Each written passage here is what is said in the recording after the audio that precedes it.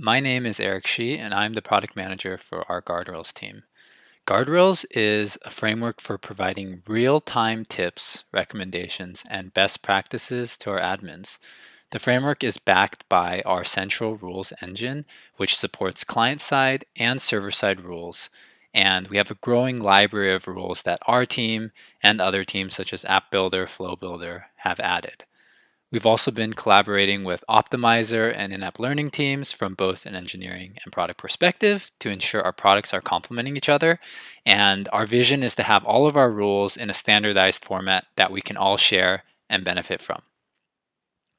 In the past two releases, 228 and 230, we've also been partnering with the UI platform analytics and data intelligence teams to build real-time page performance prediction and recommendations into our Guardrails framework. Let's take a look at all of this. First off, in the app builder here, you're going to see in the bottom right that there is a tips menu. And when you open it up, you're going to see that there are 3 tips. This menu is where all of our client-side rules are displayed. So for example, I'm looking here, this is telling me that my page contains 2 identical potential duplicates components. So I've actually have one here and I have one in the details tab. And after seeing this, I realized like I can actually just drag this out here, put it above the tabs and remove this. And what you're going to see is that the rules updated live. And it's also telling me that I have 2 related list components. Looks like I actually dragged 2 on accidentally. So I'm just going to delete that and it updates right like that. So the last tip here that I want to call is around page performance, which is something we've been working on. So it tells me that it's actually analyzed the page performance and believes that there are some areas that could be improved. And I have to analyze to see the results.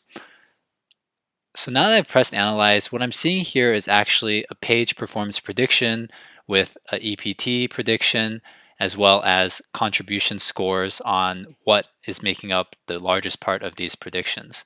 So all of this with this tip and what you're seeing here is being driven by a data analytics model that we partnered with the UI platform analytics and data intelligence teams on. And we've made a lot of improvements here in 230. Previously, we didn't have the EPT or the page contributions, so this is all new in 230. And our accuracy of the model has gone up from around 60% to over 80% in 230, and we're going to try and improve it even further.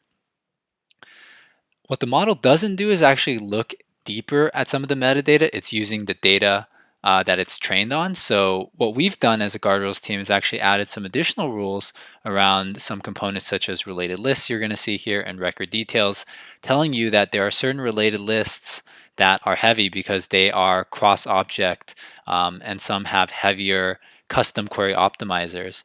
And you're going to see there's some record details that it's telling you, hey, these have too many fields and that we recommend you have less than 60.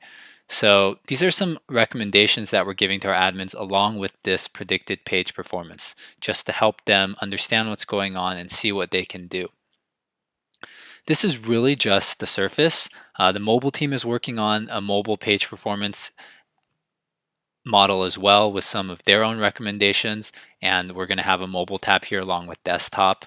And we're also going to be working on custom component analysis in FY22, which is going to really help with the page performance analysis and also allow us to be giving in our developers better recommendations throughout the development lifecycle. So this way we can try and identify things real time during development as well as real time during declarative customization.